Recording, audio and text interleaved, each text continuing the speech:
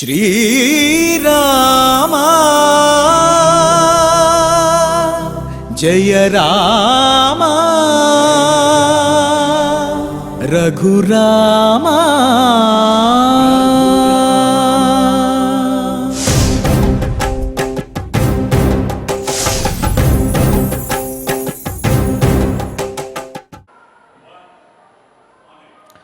ओं नमो वेंकटेशाय।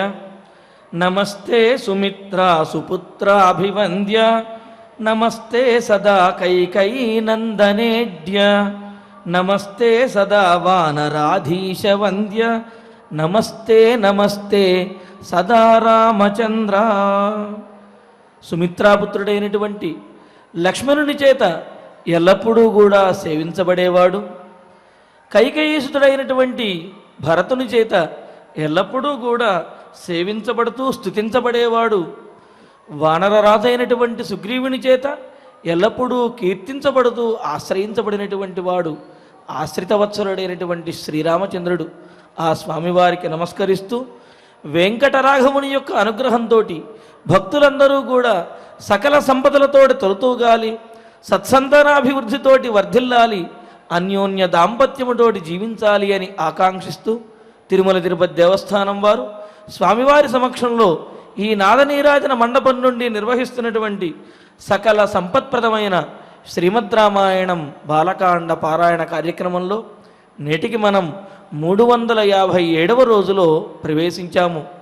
భగవంతుణ్ణి ఎంతవరకు అయితే మనం ఆశ్రయించి ఉంటామో అప్పటి వరకు భగవంతుడు మనల్ని విడిచిపెట్టాడు. ఎప్పటి వరకు అయితే భగవంతుడు మనల్ని విడిచిపెట్టాడో అప్పటి వరకు మనం సురక్షితంగా ఉంచగలుగుతాము. అయితే అజ్ఞానంతో మనం భగవంతుణ్ణి విడిచిపెట్టినప్పటికీ కూడా స్వామి నీవు మమ్మల్ని విడిచిపెట్టకు అని ప్రార్థిస్తూ అన్నమాచార్యులు వారు చేసినటువంటి సంకీర్తన శ్రీ కె సరస్వతీ ప్రసాద్ గారు, తిరుమల తిరుపతి దేవస్థానం అన్నమాచార్య ప్రాజెక్టు కళాకారులు వారు వారి బృంద సహకారంతో ఆలపించే విడువరాదెంతైనా వెర్రివాడనైనా నీకు అనే సంకీర్తన ఆలకిద్దాము. ఓం నమో వెంకటేశాయ.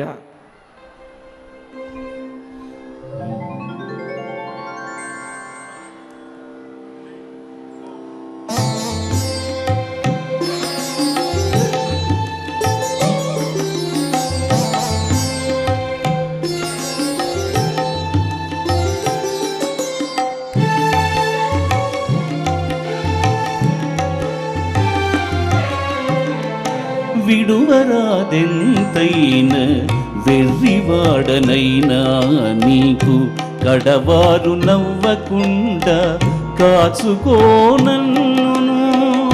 విడువరాదెంతైన వెర్రివాడనైనా నీకు కడవారు నవ్వకుండా కాచుకోనన్ను. కడవారు నవ్వకుండా కాచుకోనన్ను.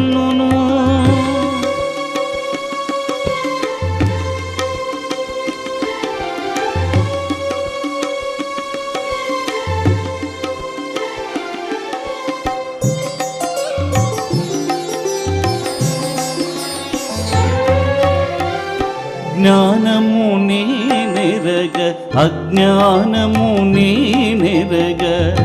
జ్ఞానము నేనెరగ అజ్ఞానము నేనెరగ.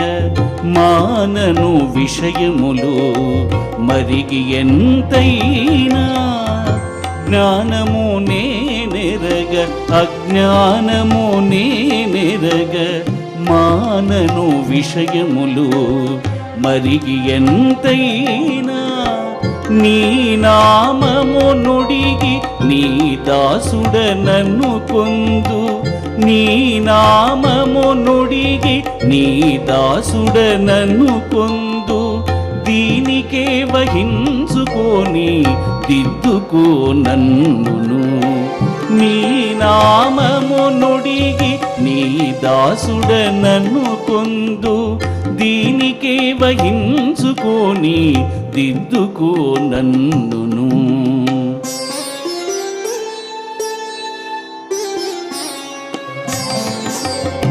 విడువరాదెంతైన వెర్రివాడనైనా నీకు కడవారు నవ్వకుండా కాచుకోనల్ను కడవారు నవ్వకుండా కాచుకోనల్ను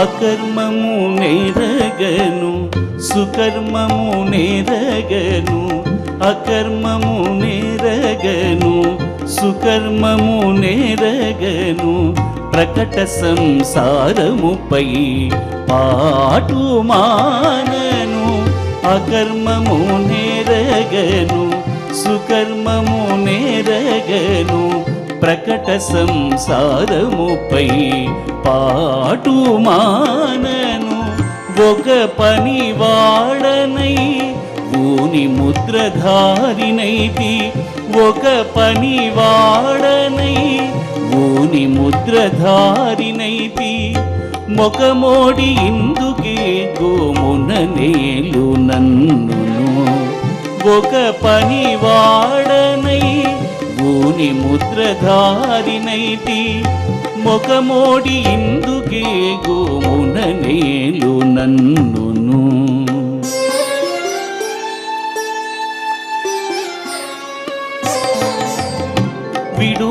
విడువరాదెంతైన వెర్రివాడనైనా నీకు కడవారు నవ్వకుండా కాచుకోనల్ను కడవారు నవ్వకుండా కాచుకోనల్ను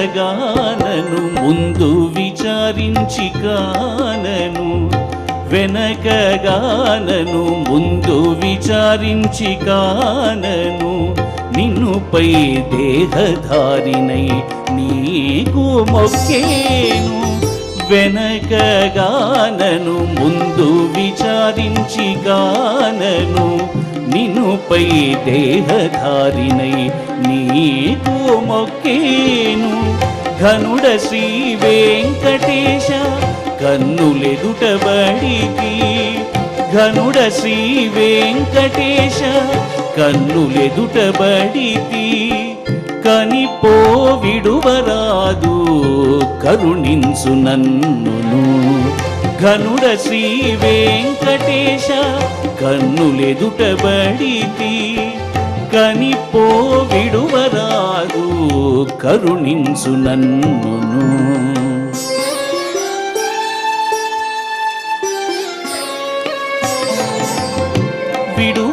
విడువరాదెంతైన వెర్రివాడనైనా నీకు కడవారు నవ్వకుండా కాచుకోనల్ను విడువరాదెంతైన వెర్రివాడనైనా నీకు కడవారు నవ్వకుండా కాచుకోనల్ను కడవారు నవ్వకుండా కాచుకోనల్ను కడవారు నవ్వకుండా కాచుకోనల్ను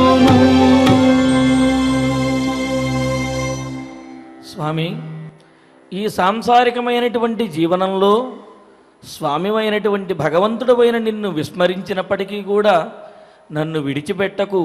నీవు కనుక విడిచిపెట్టినట్టయితే ఈ సమాజంలో నలుగురిలో వెర్రివాడనైపోతాను.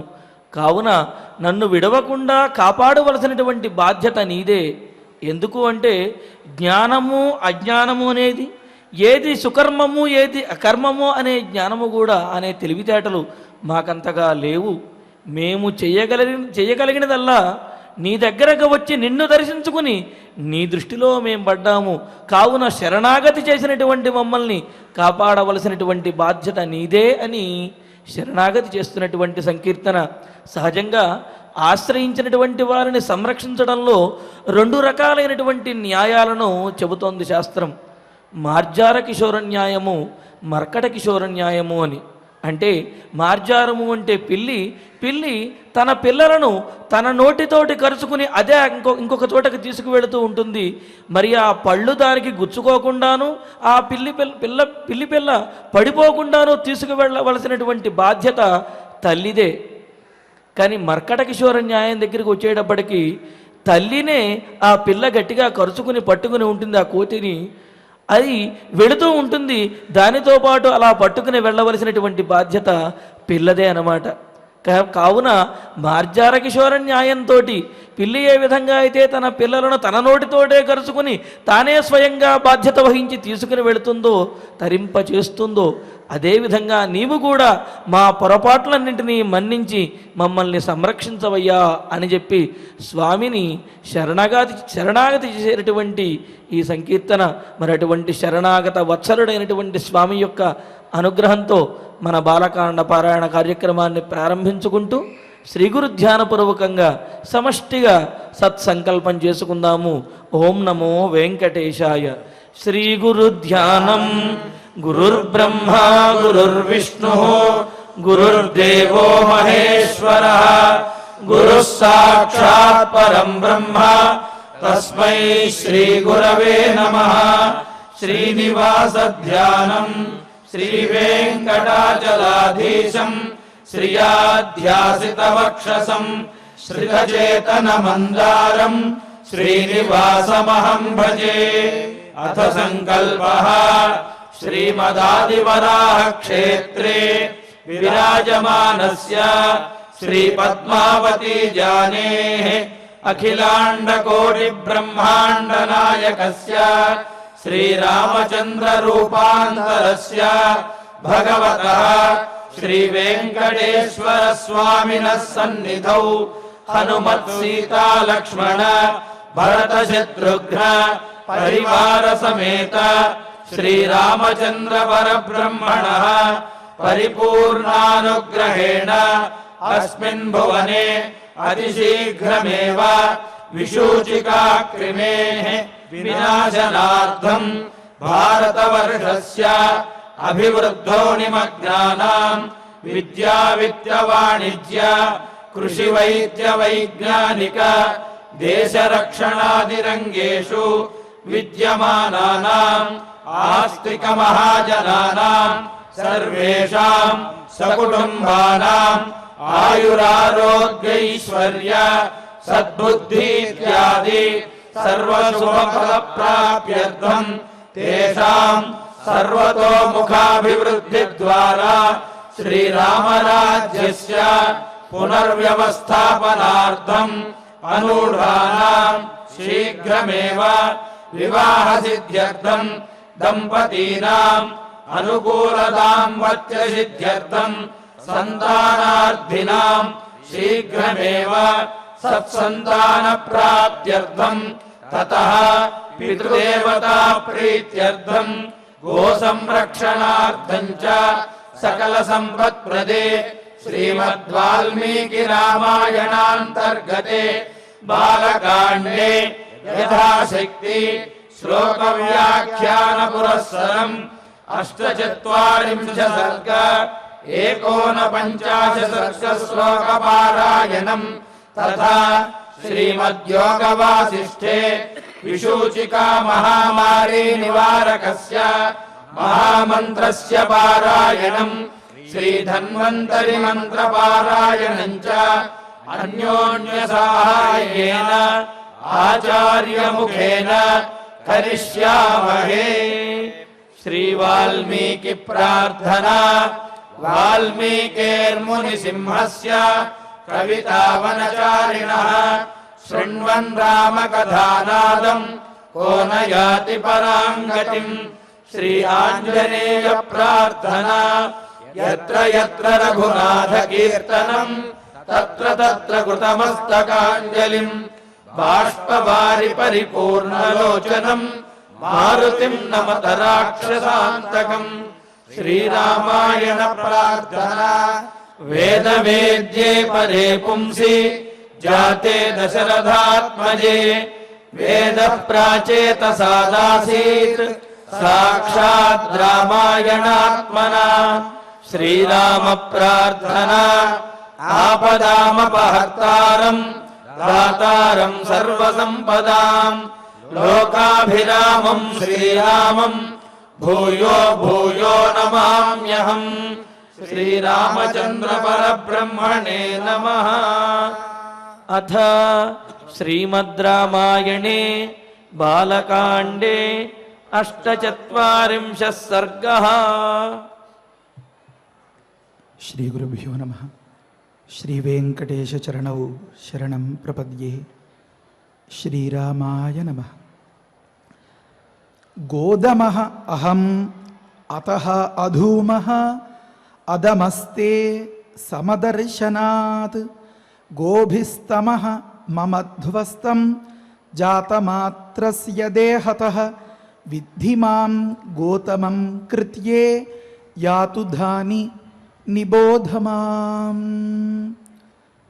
పరమ పవిత్రమైనటువంటి శ్రీరామచంద్రమూర్తి యొక్క దివ్య చరణారవిందములకు నా తల ఆనించి శ్రీరామానుగ్రహం వల్ల అహల్యా వృత్తాంతాన్ని లోతుగా వివరించబోని ప్రకృతంలో గౌతమముని యొక్క విశేషాల్ని వివరించుకుంటూ ఉన్నాము.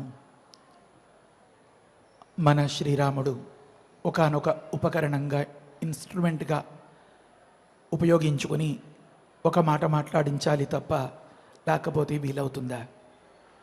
ఎందుకంటే పెద్దలు ఎంతో వారి జీవితాన్ని అంతని త్యాగం చేసి ధారపోసి రాసినటువంటి వ్యాఖ్యానాల్ని చదువుకోవడానికే మనకి చాలా కష్టంగా ఉంటే వాటిని వినడానికి, వాటిని అర్థం చేసుకోవడానికే ఇంత సతమతం అయిపోతూ ఉంటే ఆ మహనీయులు చుట్టూతా పుట్టలు కట్టేసేలాగా అంతకాలం ఆ రామనామం జపం చేసి తత్వాన్ని ఎరిగి లోకానికి ఈ రహస్యాన్ని అందించారు అంటే మరింకా వారు ఎంత కష్టపడి ఉంటారో కదా.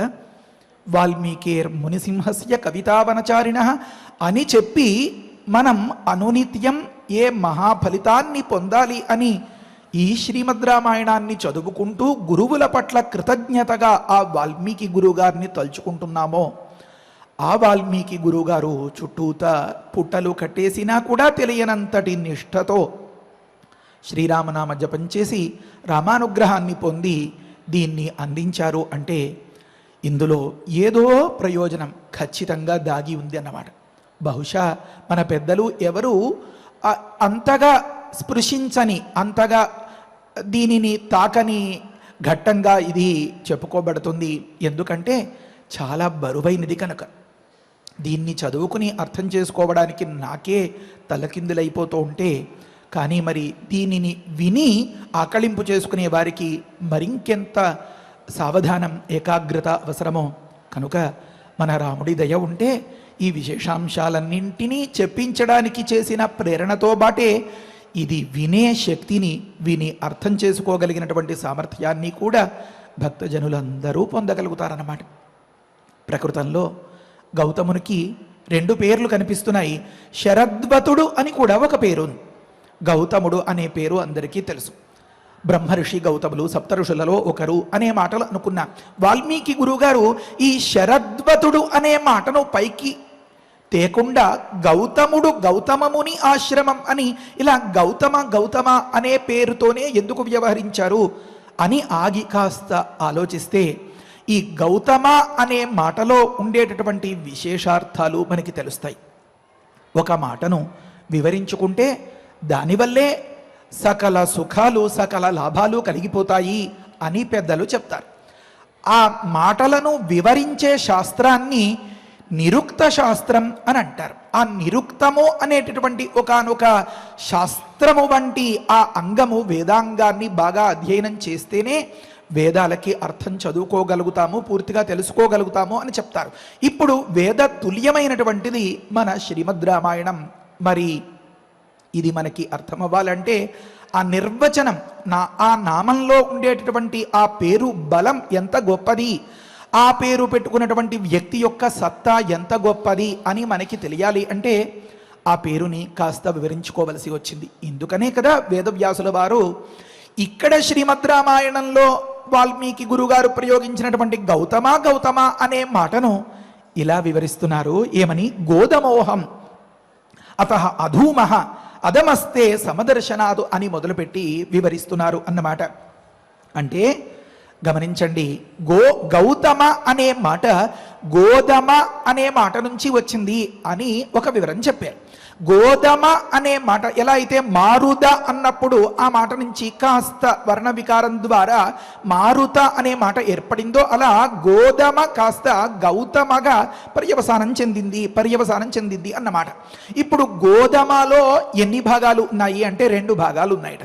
గోధమ అని అనిట అంటే పరోక్ష ప్రియ ఇవహి దేవా ప్రత్యక్ష ద్విష అంటారు. ఎంతో రహస్యమైనటువంటి విషయం ఇది. అంటే పెద్దలు మహనీయులు విలువైనటువంటి అంశాల్ని గుట్టుగా ఉంచుకుంటారట. కనుక పరోక్ష ప్రియ ఇవహి దేవాహ అని చెప్తారట. వారి యొక్క రహస్యాన్ని బట్టబయలు చేయరట. ఇప్పుడు ఈ గౌతమముని యొక్క రహస్యాన్ని బట్టబయలు చేయరన్నమాట. వీరి యొక్క రహస్యం అంతా ఆ పేరులో దాగి ఉంది అన్నమాట. కనుక ఆగి ఆలోచిస్తే తప్ప అంతు చిక్కని వంట పట్టని విధంగా ఆ పేరు బలం ఉందన్నమాట.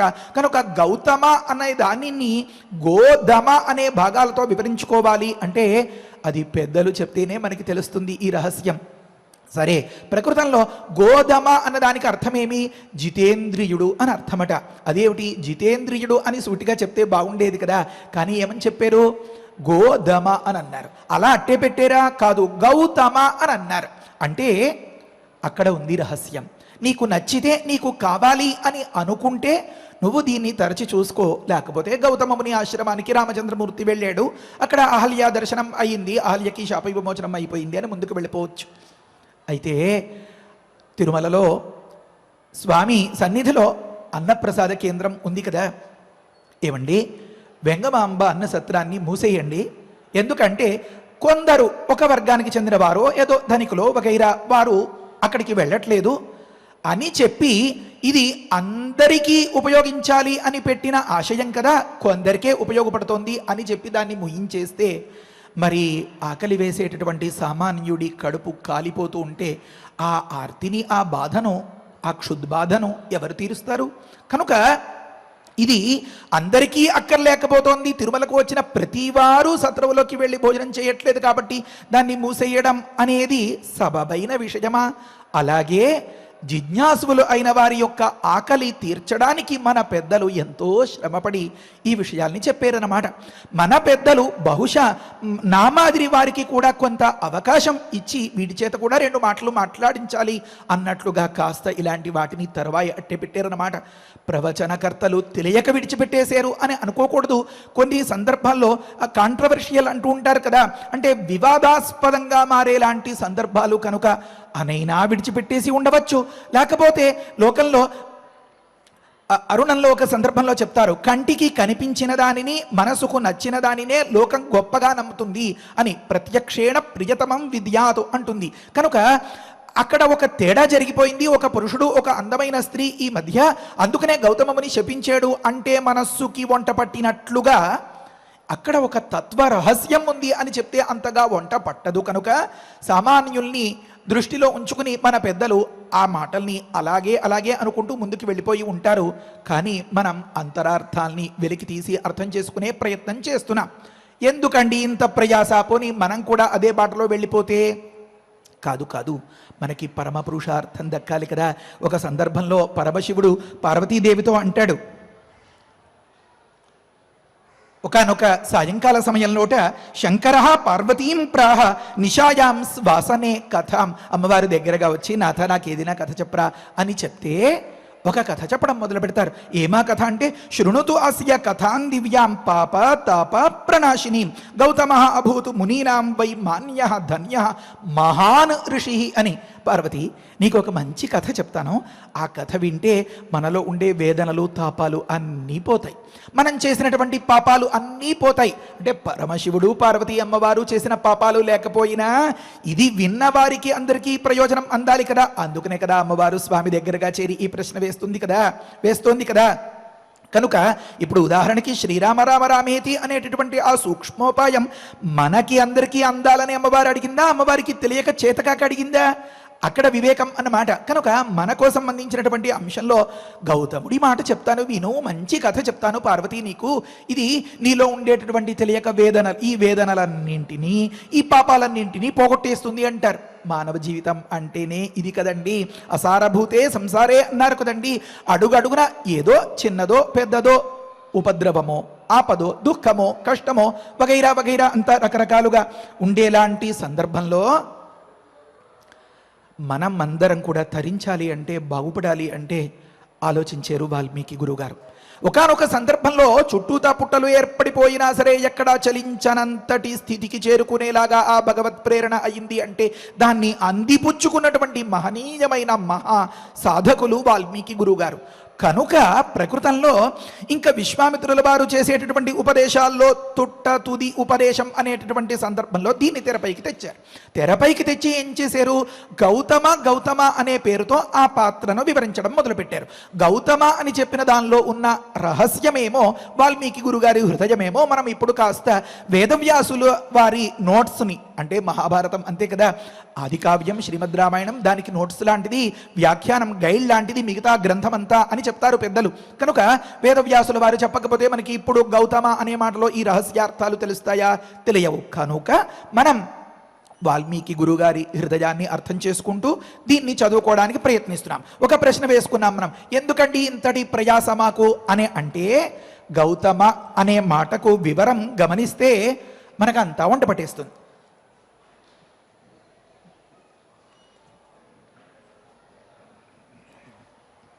ఇందులో రెండు భాగాలు ఉన్నాయి అనుకున్నాం కదా. గోదమ అని ఒకటి ఉంది అని అనుకున్నాం కదా. గోదమ అంటే జితేంద్రియుడు అని అనుకున్నాం కదా. దమ అంటే ఇంద్రియములను గెలిచినవాడు అని అర్థం అన్నమాట. అంటే ఆయన దానికి కాని దానికి మనస్సు పరిపరి విధాల పాకులాడిపోతూ ఉండడం, అక్కర్లేనిది అంతని ఆశించడం, ఇలాంటి దానివల్లే కదా మనసుకి ఎంతో జంజాటం, ఒక రకమైనటువంటి అస్థిరత్వం, ఒక రకమైనటువంటి ప్రశాంతత లేకపోవడం, ఇవన్నీ వస్తాయి. అవేవి ఆ సమస్యలు ఆ కష్టాలు లేకుండా హాయిగా ప్లెజెంట్గా సంతోషంగా ఉల్లాసంగా కులాసాగా ఉండేలాంటి వారిని గోదమ అని అనాలన్నమాట. అయితే దీనివల్ల మనకేం లాభం అని అనిపిస్తుందేమో. గోదమ అంటే ఏమి? గో అన్నదానికి ఇంద్రియములు అని అర్థం చెప్తే, దమ అన్నదానికి ఆ ఇంద్రియములను గెలిచిన వాడను, ఆ ఇంద్రియములకు లోబడకుండా నేను వ్యవహరిస్తాను, ఆ ఇంద్రియాల్ని నా కోసం ఉపయోగించుకుంటాను తప్ప ఆ ఇంద్రియాలు నన్ను లాక్కెళ్ళిపోయే స్థితి లేదు అని ఒక అర్థం అన్నమాట. ఆ స్థితి ఎలా వచ్చింది అంటే మళ్ళీ అర్థం చేసుకోండి. గోదమ అని మళ్ళీ చదవండి. అంటే గోవుల ద్వారా ఈ ఇంద్రియముల యొక్క దమనం చేసిన వాడను అని అర్థం అన్నమాట. నేను నా ఇంద్రియాల్ని వశపరుచుకున్నాను అంటే దానికి నాకు ఉపాయం సాధనమేమో తెలుసా?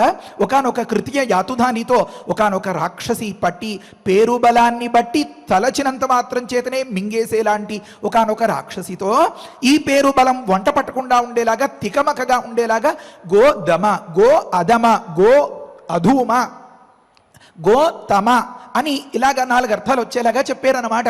దాన్ని పట్టుకోలేకపోయింది కనుక గౌతములు అక్కడి నుంచి తప్పించుకుని ఇవతలకు వచ్చేయగలిగారు. సప్తఋషులు కూడా అలాగే వచ్చేస్తారు. ఆ పేరులో ఉండేటటువంటి ఆంతర్యాన్ని ఆ తికమకకి తట్టుకోలేక గుర్తుపెట్టుకోలేకపోతుందన్నమాట. ప్రకృతంలో గోధమ అంటే జితేంద్రియుడు అని అనుకున్నాం కదా. ఎలా జితేంద్రియుడు అయ్యాడు అంటే మనమందరం కూడా అవలంబించి కావచ్చు ఆ రకంగా. ఏమి అర్థం అంటే గో అన్నదానికి ఇంతకుముందు ఇంద్రియములు, వాటిని దమనం చేసిన వాడు అని అర్థం చెప్పుకున్నాం కదా. ఇప్పుడు మళ్ళీ వెనక్కి వచ్చి చదువుకుంటే గో అన్నదానికి వేదవాక్కులు అని అర్థం అన్నమాట. వ్రజంగచ్చ గోస్థానం అని యజుర్వేదం ఒక దగ్గర ఈ విషయాన్ని వివరిస్తోంది. గోస్థానం అంటే వాక్కుకి స్థానమైనది అని అక్కడ అర్థం చెప్తారు వేదభాష్యంలో. అంటే ఇప్పుడు గో అన్నదానికి వేదవాక్కులు అని అర్థం అన్నమాట. వేదవాక్కులను అంటే వేదమంత్రములను ఉపాసించడం ద్వారా నాకు లోకంలో ప్రతి ఒక్కరికి ఉండేటటువంటి ఈ తాపాలు, ఈ బాధలు, ఈ కష్టాలు వగైరాలు ఇవేవీ లేకుండా నేను హాయిగా ప్లెజెంట్గా ఉన్నాను. ఏ ఆకలి నన్ను బాధించదు, ఏ ఇంద్రియ సుఖం కూడా నన్ను లాగి పరయ్యలేదు. నాకు కావాలి అనుకుంటే తింటాను, నాకు కావాలి అనుకుంటే నిద్రపోతాను, నాకు కావాలి అనుకుంటే చూస్తాను. అంతేగాని చూసి కొద్దీ చూడాలి అనిపించేలాంటి ఈ అక్కర్లేని ఈ జంజాటం, ఈ టెన్షన్ వగైరాలు అంటారు కదా, ఈ ఆందోళనలు ఇవేమీ నాకు ఉండవు. అంటే దీనివల్ల వేదమంత్ర ప్రభావం వల్ల అని అర్థం వచ్చిందనమాట. ఇప్పుడు గమనించండి, మనకి ఇది సులువా కదా? ఎలా సులువు అని అనుకుంటున్నారా? వేదవేద్యే పరే పుంసి వేద ప్రాచేత సార ఆసీత్ అని చెప్తారు కదా జాతే దశరథాత్మజే అన్న మాటలో. మనం చదువుకునేటటువంటి ఈ రామాయణంలో దాగి ఉన్నటువంటి ఆంతర్యమేమి? ఒక అక్షరం తర్వాత ఒక అక్షరం ఉంటే అవి బీజాక్షర నిఘంటువుల్ని వాటిని పరిశీలిస్తే తెలుస్తుంది ఏ అక్షరానికి ఏ మహిమ వస్తుంది, ఏ మహిమను ఇచ్చేటటువంటి అక్షరం పక్కన ఏ అక్షరాన్ని ఉంచవచ్చు. ఇది బీజాక్షరముల యొక్క కూర్పు అంటారనమాట.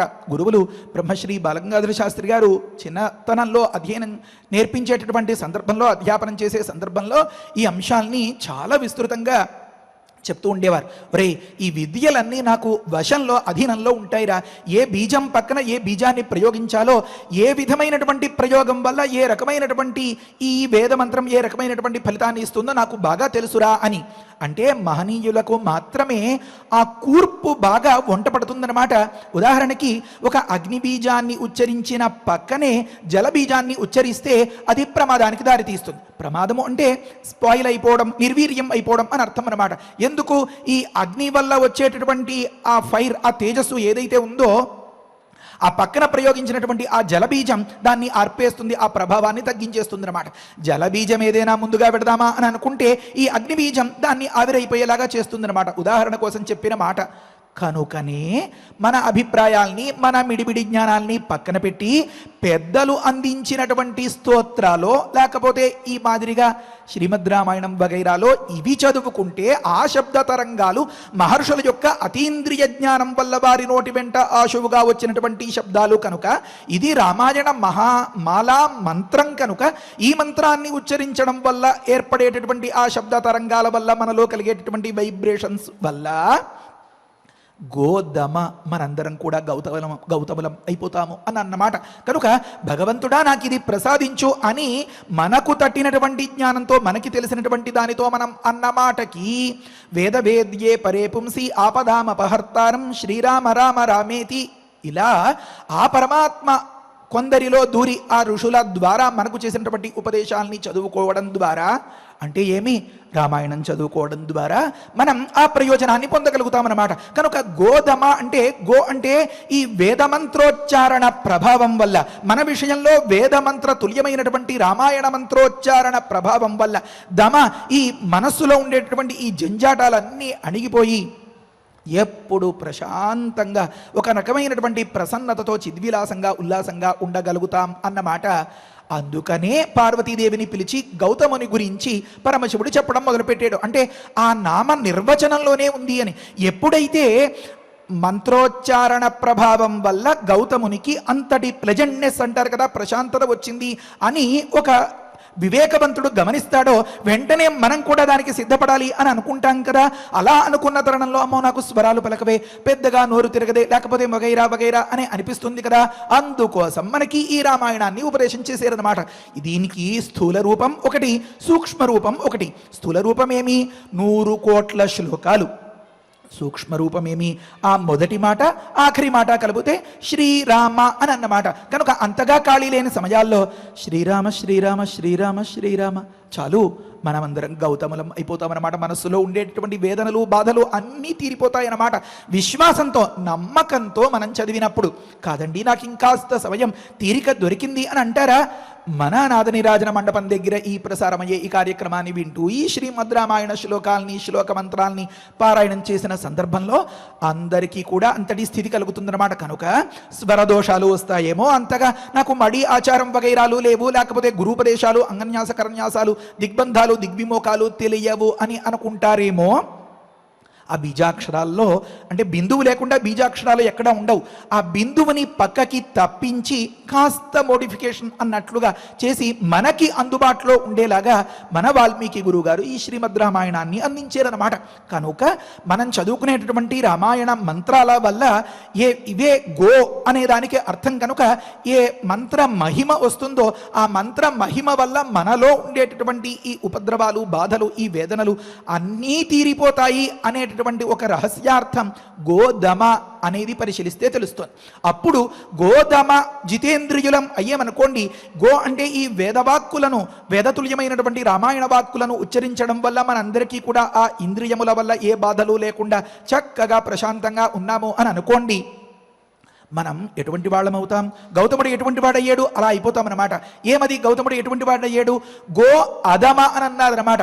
ఈ వేదమంత్ర మహిమ వల్ల నువ్వు నన్ను అణిచేటటువంటి స్థితి లేదు, నేను ఎవరికి కూడా లొంగకుండా, అంటే ఏమి, నాకు ఎవరు ఏ విధమైనటువంటి ఆపదను ఉపద్రవాన్ని కలిగించలేరు, నువ్వేమిటే నన్ను మింగేది అని అన్నాడనమాట. కనుక మనం కూడా ఈ రామాయణ మంత్రములు అనేటటువంటి గో అనే వాటి ప్రభావం వల్ల ప్రపంచంలో ఎవరూ మనల్ని ఏ రకంగానూ కూడా బాధించలేకుండా ఒకానొక అద్వితీయమైనటువంటి అద్భుతమైన శక్తిగా ఏర్పడడానికి ఇది ఒక మంచి దారి అన్నమాట. కనుక గౌతముడు గోదమ జితేంద్రియుడు. ఎందువని? గోవుల వల్ల, వేదవాక్కుల వల్ల ఆ జితేంద్రియత్వాన్ని సాధించినవాడు. కనుక ఏమైంది? ఈ వేదవాక్కుల ప్రభావం వల్ల ప్రపంచంలో ఎవరి వల్ల కూడా దమనానికి గురి కాకుండా, ఎవరు బాధించేటటువంటి స్థితి లేకుండా ఒకానొక అద్వితీయమైనటువంటి మహాశక్తిగా ఎదిగాడు అని అర్థం వచ్చిందనమాట. గో అధమ. మళ్ళీ ఇంకొకసారి చదవండి.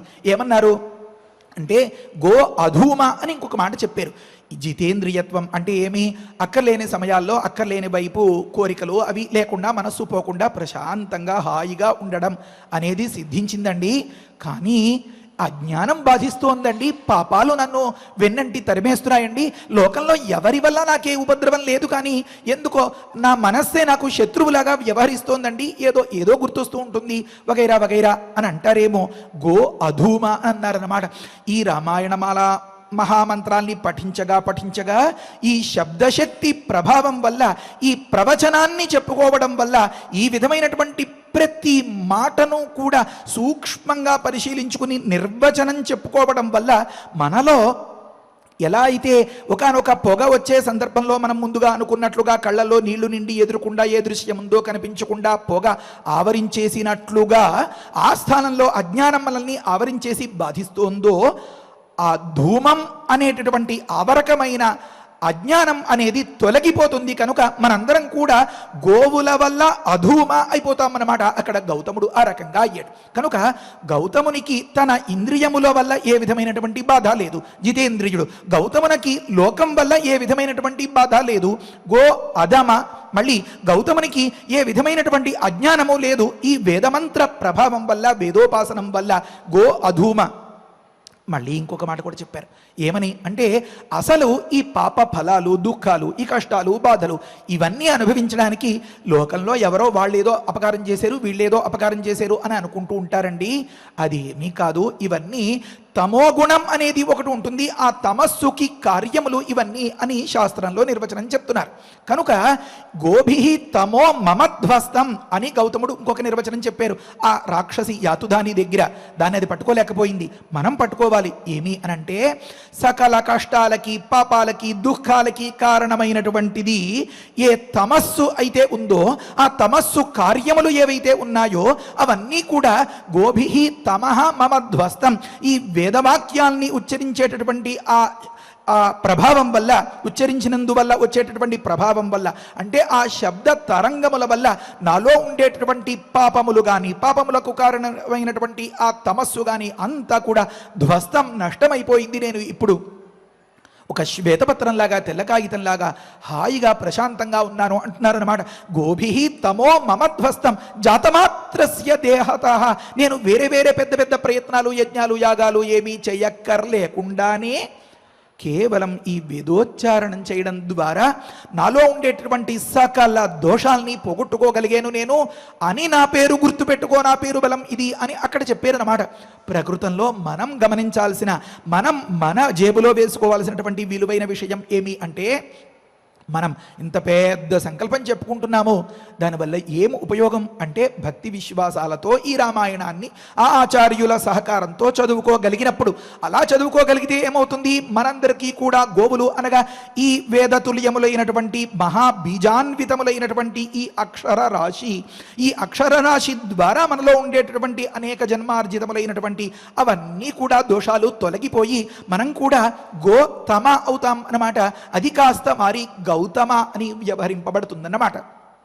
కనుక ఈ రకంగా గౌతమ అనే ఒక్క మాటలోనే ఇంతటి భావార్థాలు ఉన్నాయి. కనుక గౌతమునికి శరద్వతుడు అనే పేరు ఉన్నా, శరద్వతుడు అహల్య అనే పేరు చెప్పినా కూడా సరిపోతూ ఉంటే, అంటే కథ ముందుకు వెళ్ళిపోతూ ఉంటే, వాల్మీకి గురుగారు ఆ పేరు పక్కన పెట్టి ఈ పేరు తెర మీదికి తేవడంలో కేవలం పేరు బలం వల్లే గౌతముడు ఎంతటి వాడో తెలుస్తోందన్నమాట.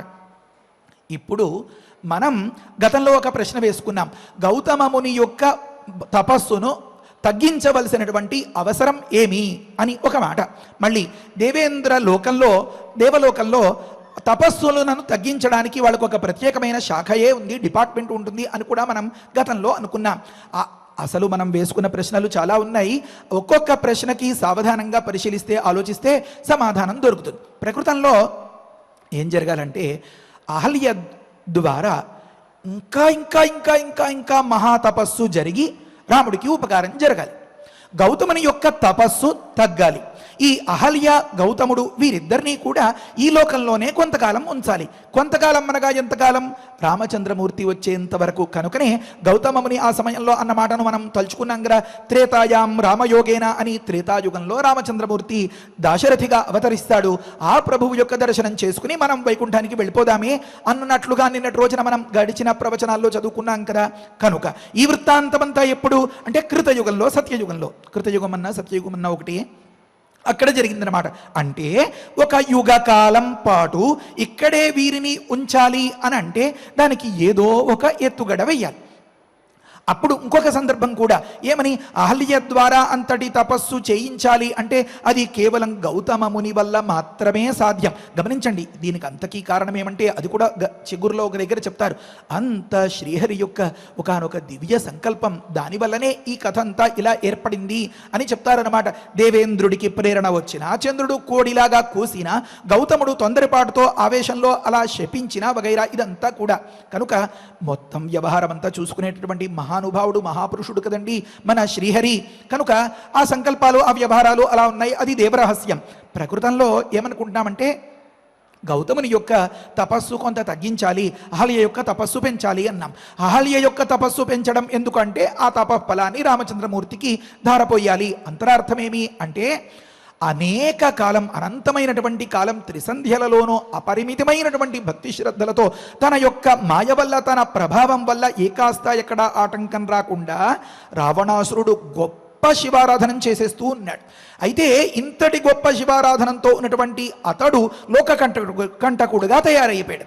అతడి వల్ల లోకానికి కలిగే బాధను నిర్మూలించాలి అంటే అతన్ని నిర్మూలించాల్సిన అవసరం ఏర్పడిపోయింది. అతన్ని నిర్మూలిద్దామా అంటే అతడికి ఉండేటటువంటి శివభక్తి, దానివల్ల ఏర్పడినటువంటి ఆ తపస్సు అంతా కూడా అతడికి రక్షణ కవచం అయిపోయి. కనుక దాన్ని కొట్టగలగాలి అంటే ఈ అహల్య గొప్ప శివభక్తురాలు. గౌతముడు కూడా ఆ తరువాత శ్రీరామచంద్రమూర్తి దర్శనం వల్ల నీకు శాప విమోచనం అని చెప్పినదే తడవుగా అప్పటి నుంచి శ్రీరామ శ్రీరామ శ్రీరామ శ్రీరామ అని రామచంద్రమూర్తి గురించి తదేక ధ్యానంతో ఉంది అన్నమాట అహల్య. కనుక పరమశివ భక్తురాలు అయినటువంటి ఆ అహల్య యొక్క తపఃప్రభావం అంతా కూడా రామచంద్రమూర్తికి ధరపోస్తే అప్పుడు ఆ రామావతారం పరిపూర్ణం అవుతుందన్నమాట. అందుకనే అత్యవసరమైనప్పుడు దేవేంద్రుడు ఎంట్రీ ఇస్తూ ఉంటాడు. ఎలాగా తాటకావధ అయిన తర్వాత నువ్వు విశ్వామిత్ర బ్రహ్మర్షి రాముడికి ఈ అస్త్రశస్త్రాలని అంతని అనుగ్రహించాలి, ఏ సహాయం లేకుండానే తాటకని కొట్టేసాడు అంటే అవి ఉంటే మరింకెంత గొప్పగా ప్రవర్తించగలుగుతాడో అదంతా చెప్తారు కదా. కనుక ప్రకృతంలో ఇక్కడ కూడా దేవేంద్రుడు ప్రవేశించాడు. ఒక చిన్న మాట మనం అనుకున్నాం, ఏమనంటే పార్వతీదేవితో శంకరుడు చెప్పాడు అని ఒక మాట. ఆ మాట ఎందుకు చెప్పుకోవాలి అంటే గౌతముణ్ణి కొంతకాలం ఇక్కడ ఉంచాలి అని ఒక మాట అనుకున్నాం.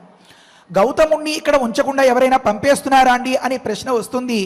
లోకంలో తపఃప్రభావం పెరిగినప్పుడు ఆ తపస్సును బట్టి అంటే వారికి అది ఒక అర్హత, ఒక యోగ్యత అన్నమాట. ఖచ్చితంగా ప్రమోషన్ ఇచ్చి తీరాలి. అది లేకపోతే చాలా అసలు ఆ రాజ్యాంగ విధానంలోనే తేడా వచ్చేస్తుందన్నమాట దేవలోకంలో. ఇప్పుడు ఈ గౌతముణ్ణి మరికొంతకాలం ఇక్కడ అట్టే పెట్టాలి అంటే, ఉదాహరణకి ఒక ఇంటిలో గుమ్మంలోకి ఎవరైనా వస్తారేమో, కాస్త కాపలాగా ఉండాలి అని భావించింది అనుకోండి తల్లి. ఆ పిల్లవాడిని, ఒరే నువ్వు ఆ వీధి గుమ్మంలో కూర్చుని కాస్త చదువుకుంటూ ఉండు, ఎవరైనా వస్తే చూస్తూ ఉండు అంటాడు. నేను ఇప్పటిదాకా చదివేసుకున్నాను కదమ్మా, మళ్ళీ ఇంకేం చదువుతాను అని అన్నాడు అనుకోండి. మరి ఇంకెలా కూర్చోబెడుతుంది? ఓ పెన్ను పేపరు ఇచ్చి, నైనా ఇంది మీద ఒక అందమైన బొమ్మ వేయి, నీకు బొమ్మలు వేయడం అంటే చాలా ఇష్టం కదా అని అందనుకోండి. వాడు క్షణకాలంలో వేసేసి మళ్ళీ పట్టుకొచ్చేస్తాడు అనుకోండి. అప్పుడు ఏం చెప్తుంది? దాన్ని కాస్త చెరిపేసి, దీనికి ఇలా వేస్తే ఇంకా బాగుంటుంది, దీనికి రంగులద్దితే ఇంకా బాగుంటుంది అన్నట్లుగా వగైరా వగైరా అంతా రూపకల్పనం, ప్రణాళిక రచనం చేసుకుంటుంది కదా. దీనికి అంతకీ ఆంతర్యమేమి? ఈ పిల్లవాణ్ణి ఈ బొమ్మ మీద దృష్టి ఉంచి మరికొంతసేపు ఆ గుమ్మంలో అట్టే పెట్టడం ద్వారా అసలు ప్రయోజనం వేరే ఉంది. ఇప్పుడు గౌతమ మునిని ఈ తపస్సుతో, ఈ విధానంతో, ఇంతటి మహాతేజస్సుతో కొంతకాలం ఇక్కడ అట్టే పెట్టడం ద్వారా ఒక అపరిమితమైనటువంటి ప్రయోజనం ఉంది. ఆ ప్రయోజనమేమీ తెలుసుకోవాలి అంటే, గౌతమ అనే మాట వింటేనే సకల పాపాలు తాపాలు పోతాయి అని సాక్షాత్తుగా పరమశివుడు పార్వతీదేవితో ఒకానొక సాయం సమయంలో కులాసాగా ఉన్నప్పుడు చెప్తున్నాడు అంటే అందులో చిన్నపాటి ఆంతర్యం ఉంది. మనం సూక్ష్మంగా దాన్ని వివరించుకునే ప్రయత్నం చేద్దాం. ఏమని? గౌతమ అభూత్ మునీనాం వై మాన్య ధన్య మహాన్ ఋషి అని పరమశివుడు చెప్పడం మొదలుపెట్టాడనమాట. ఈ సందర్భంలోనే అసలు ఇక్కడ ఉన్నటువంటి ఈ శ్లోకాల్ని అన్నింటినీ అసలు తత్వార్థం తెలిసేలాగా పైపైకి అనిపిస్తున్న చెడర్థాలు కాకుండా ఒక లోతుగా పరిశోధనం చేయాలి, లోతుగా అధ్యయనం చేయాలి. అంతేగాని ఉపరిశోధనం కాకూడదు, పైపైన ఏదో చదువుకుంటూ వెళ్ళిపోకూడదు అనిపించడానికి బీజమే ఇది అన్నమాట. అహల్య గురించి చెప్తున్నారు. ఏమని? అహల్యా తస్య భార్యాపి తాపసీ బ్రహ్మవాదిని అన్నారన్నమాట. ఇదే మన ప్రవచనానికి ఒకానొక ప్రాతిపదిక, జీవనాధారం, ప్రాణం లాంటిది. ఏమనంటే, అహల్య గురించి పరమశివుడు పార్వతీదేవితో ఏం చెప్తున్నాడు అంటే, గొప్ప తపస్సంపన్నురాలు అహల్య బ్రహ్మవాదిని, నిరంతరం మోక్షరూపమైనటువంటి పరమపురుషార్థాన్ని మనస్సులో ఆశిస్తూ తలుచుకుంటూ మనస వాచ కర్మణ త్రికరణ శుద్ధిగా తన భర్త పట్ల అలాంటి పరం బ్రహ్మ అనేటటువంటి భావనతో ఎప్పుడు ఆ మోక్ష పురుషార్థం మీదే అభిలాష పెట్టుకుని ఉన్నది అని అర్థం అన్నమాట. ప్రకృతంలో మన దేవేంద్రుడు కూడా అలాంటి మోక్షరూప పురుషార్థాన్ని ఇచ్చాడు అని తాత్పర్యం. ఆ అర్థాలు మరి సుమధ్యమే, అందాన్ని పొగిడిన మాటలు, లేకపోతే నేను సుశ్రోణి, లేకపోతే నేను చాలా సంతోషపడ్డాను అని చెప్పడం, లేకపోతే గౌతముడు ఇంటలేని సందర్భంలో ఒంటరిగా ఉన్నటువంటి ఆ అహల్య చెంతకి విటుడిలాగా చేరి ఆ చంద్రుణ్ణి వెంట తెచ్చుకున్నటువంటి ఆ దేవేంద్రుడు ఇలా ప్రవర్తించడం, ఇలాంటి మాటలన్నింటికీ మనం సాధువైన సరైన అర్థాలు చెప్పుకోవలసి ఉంది. చెప్పుకుందాం. ప్రకృతంలో పరమశివుడు పార్వతీదేవితో ఏం పరిచయం చేశాడంటే, అహల్యా తస్య భార్యాపి తాపసీ బ్రహ్మవాదిని అని చెప్పాడనమాట. నిరంతరం ఆ బ్రహ్మ విద్య ఎందే అభిలాష కలిగినటువంటిది అహల్య అని మాట. అలా చెప్పి, అయితే వారు ఎంత ఆ లోకోత్తరమైనటువంటి ఆ ఆత్మానందం కోసమే అభిలాష కలిగి ఉన్నా, ముఖ్యంగా ఆ అహల్య అతిథీనాం పూజనం సదా కరోతి భామిని అన్నారు. అంటే తన దగ్గరకు వచ్చినటువంటి వారందరికీ కూడా కడుపు నిండా అన్నం పెట్టి, వారికి ఏ విధమైనటువంటి కష్టం ఉన్నా దాన్ని తీరుస్తూ ఆ రకంగా ఉంటేట ఒకానొక సందర్భంలో అనావృష్టి ఏర్పడిందట. చుక్క నీరు లేకుండా ఎక్కడ చాలా ఉపద్రవం ఏర్పడింది, చుక్క నీరు లేదు. ఆ సందర్భంలో అప్పుడు గౌతమ ముని ఏం చేయాలో పాలుపోక ఆ తండ్రి అయినటువంటి ఆ బ్రహ్మగారిని ఆశ్రయిస్తే, ఆ బ్రహ్మగారు, నాయన వరుణదేవుడి గురించి తపస్సు చెయ్యి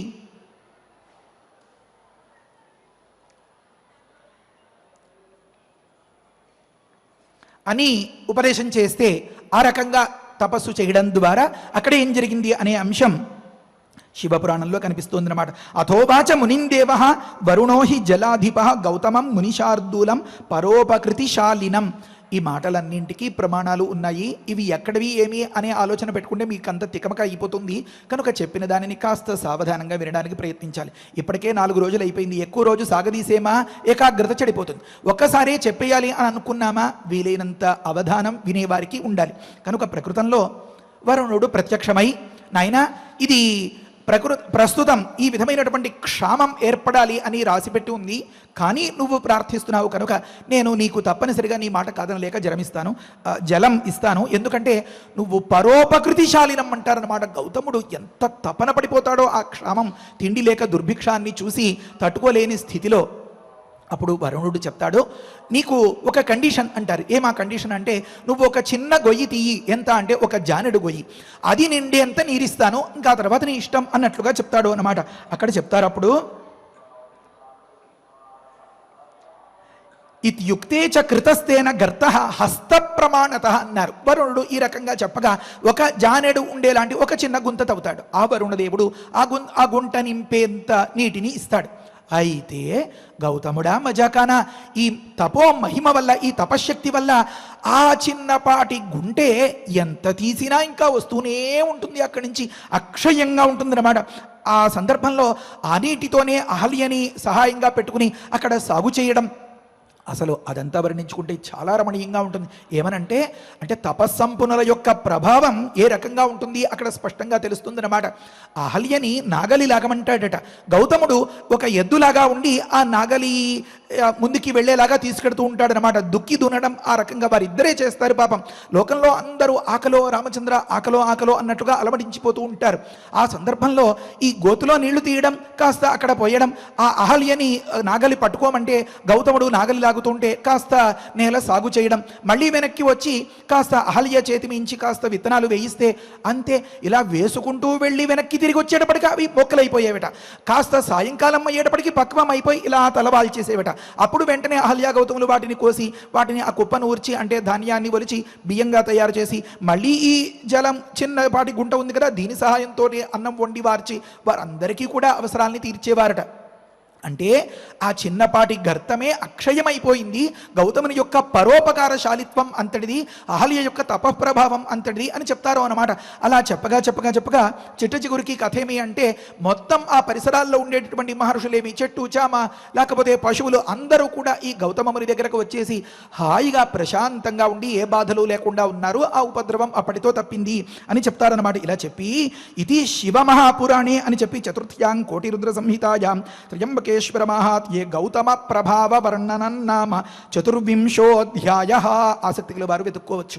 కనుక గౌతమ ప్రభావం అంతటి అన్నమాట. ఇంతటి ప్రభావపూర్ణమైనటువంటి గౌతములు వారు ప్రమోషన్కి సిద్ధంగా ఉన్న సందర్భంలో ఈ తపస్సు ఇలా పెరిగిపోయి వీరందరికీ కూడా తపోలోకంలో ప్లేస్మెంట్ అని చెప్తారు. తపోలోకానికి కనుక చేరిపోతే అమ్మో, మరి ఈ మిగతా వాళ్ళందరినీ ఆదుకోవడం ఎలా అని తలంచినటువంటి దేవేంద్రుడు ఒకానొక అతివృష్టి సమయంలో అహల్య యొక్క ప్రాతినిధ్యాన్ని గమనించి, ఒకానొక అనావృష్టి సమయంలో గౌతముని యొక్క కంట్రిబ్యూషన్ అంటారే ఆ సేవను గమనించి, మరికొంతకాలం గౌతముడు ఇక్కడే ఉన్నట్లయితే ఇంకాస్త, అంటే ఎక్కడ త్రేతాయుగంలో ఈ రావణాసురుడి బాధలు అన్నీ అంతముందేంత వరకు అన్నట్లు అన్నమాట. గౌతముణ్ణి కనుక ఇక్కడ ఉంచగలిగితే మరింత లోకోపకారం జరుగుతుంది అని భావించాడనమాట. ఈ అహల్య ఇంతటి పాతివ్రత్య మహిమతోటి శ్రీహరిని సైతం వశం చేసుకోగలిగింది అంటే, అంతటి దుష్టుడైనటువంటి రావణాసురుణ్ణి వశం చేసుకోవడానికి శ్రీరామచంద్రమూర్తికి తగిన తపఫలాన్ని ఈమె మాత్రమే ధారపోయగలుగుతుంది అని ఆ క్యాండిడేట్ని అలా సెలెక్ట్ చేసుకున్నాడనమాట దేవేంద్రుడు. కనుక ఒకే ప్రయత్నంతో అన్ని వ్యవహారాలు సద్దుమణిగేలాగా ఈ గౌతమ ముని ఆశ్రమంలో ప్రవేశించి ఆ రకమైనటువంటి వృత్తాంతానికి తెర లేపాడు అన్నమాట. ప్రకృతంలో మరికొన్ని అంశాలు రాసుకున్నవి మిగిలిపోయాయి. ఏమనంటే, తపఃప్రభావం పెరిగిపోతే ఆ వ్యక్తులు ఒక అద్వితీయ శక్తిగా మారిపోతారు. కనుక ఆ తపఃప్రభావాన్ని, తపస్సును తగ్గించడం కోసం, ఈ పరిపాలనం సవ్యంగా సాగడం కోసం ఇంద్రలోకంలో దేవేంద్రుడు వగైరా అందరూ ఎంతో త్రిమూర్తులు అహర్నిశం ప్రయత్నిస్తూ ఉంటారు. కొన్ని సందర్భాల్లో ఈ తపస్సును నిలుపు చేయడానికి రాక్షసుల దగ్గర బ్రహ్మగారో మహేశ్వరుడు వరాలని ప్రలోభ పెట్టి వరాలు ఇచ్చి వారిని తగ్గిస్తూ ఉంటారు. కొన్ని సందర్భాల్లో మరి రంభ, ఉర్వశి, మేనక ఈ అప్సరసల్ని ప్రయోగించి తగ్గిస్తూ ఉంటారు. మరి గౌతమముని విషయంలోనో, గౌతమముని ఆ పేరులోనే ఇంతటి అర్థం ఉంది కదా, ఈ వరాలకి లొంగడు, లేకపోతే ఈ వనితలకి వశం కాడు అన్న సందర్భంలో ఇంకేం చేయలేక తానే స్వయంగా రంగంలోకి దిగాల్సి వచ్చిందనమాట. గమనించండి, మీరు ఎక్కడైనా ఒకానొక సందర్భంలో బ్రహ్మగారు వరమిచ్చాడు, ఒకానొక సందర్భంలో పరమశివుడు వరమిచ్చాడు, ఒకానొక సందర్భంలో రంభ, ఉర్వశి, మేనకలు వెళ్ళి తపోభంగం చేశారు అన్నట్లుగా ఉంటుంది తప్ప దేవేంద్రుడు స్వయంగా రంగంలోకి దిగిన సందర్భాలు చాలా అరుదుగా ఉంటాయి. ఒకటి దితి గర్భం దగ్గర, మరొకటి ఈ గౌతమముని ఆశ్రమంలో. శాశ్వతమైనటువంటి అపకీర్తిని మూట కట్టుకున్న సకల లోకాలు సుఖంగా ఉండాలి తొంగి చూసిన వారికి, అంటే లోతుగా పరిశీలించిన వారికి అర్థమవుతుంది అనేటటువంటి ఒకానొక లోక కళ్యాణకర సద్భావనతో దేవేంద్రుడు చేసినటువంటి ఒకానొక ప్రవర్తన అది. అందులో బ్రహ్మ విద్యా రహస్యాన్ని ఆ అహల్యకు బోధించినట్లుగా, పరమపురుషార్థాన్ని ఆ అహల్య పొందినట్లుగా మనం తరువాయి ప్రవచనంలో వివరించుకుందాం. పరమపావనమైనటువంటి ఈ అహల్యా వృత్తాంతం వల్ల మనలో ఉండేటటువంటి సకల భ్రమలు, సకల దోషాలు, సకల పాపాలు, సకల తాపాలు పోయి లోకంలో అందరూ శ్రీరామానుగ్రహాన్ని పరిపూర్ణంగా పొంది సుఖింతురుగాక. హరయే నమః. స్వస్తి. ఆచార్యులు వారు చెప్పినటువంటి విశేషార్థాలను మననం చేసుకుంటూ శ్లోకాలను పారాయణం చేద్దాము. తస్యాంతరం విదిత్వాతు సహస్రాక్షః శచీపతిః నివేశధరః అహల్యాం ఇదం వచనమబ్రవీత్ ఋతుకాలం ప్రతీక్షంతే నార్ధినః సుసమాహితే సంగమంతు అహమిచ్ఛామి త్వయా సహ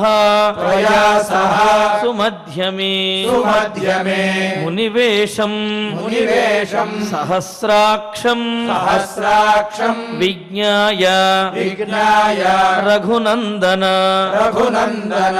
మతించకార దుర్మేధాః దేవరాజకుతూహలాత్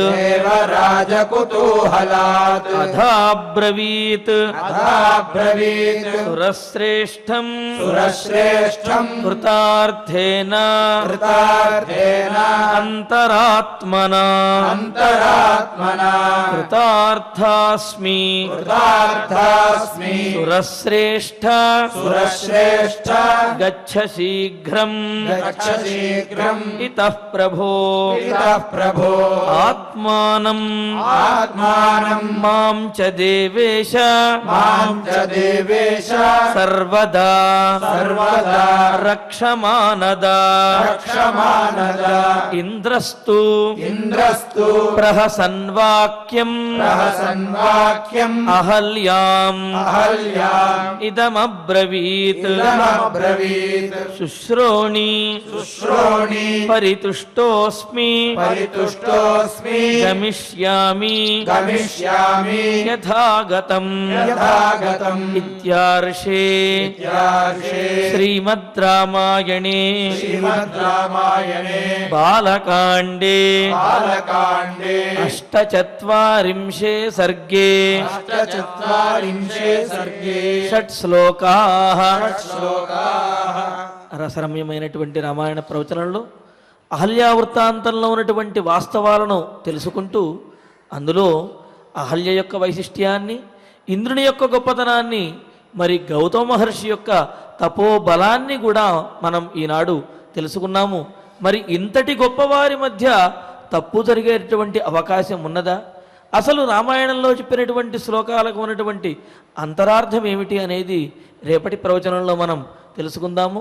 ఇక ఇప్పుడు ఫలశ్రుతి నుండి మంగళాంతం వరకు పారాయణ చేసుకుంటూ ఈనాడు సమయానుసారంగా ఫలశ్రుతి అదేవిధంగా ధన్వంతరి ధ్యానము మంగళాంతం వరకు పఠించుకుందాము అందరము కలిసి. ఫలశ్రుతి కుటుంబ వృద్ధిం ధనధాన్య వృద్ధిం శ్రియశ్చ ముఖ్యా సుఖముత్తమంచ శ్రుత్వా శుభం కావ్యమిదం మహార్థం ప్రాప్నోతి సర్వాం భువిచార్థ సిద్ధిం. శ్రీరామచంద్ర పరబ్రహ్మణే నమః.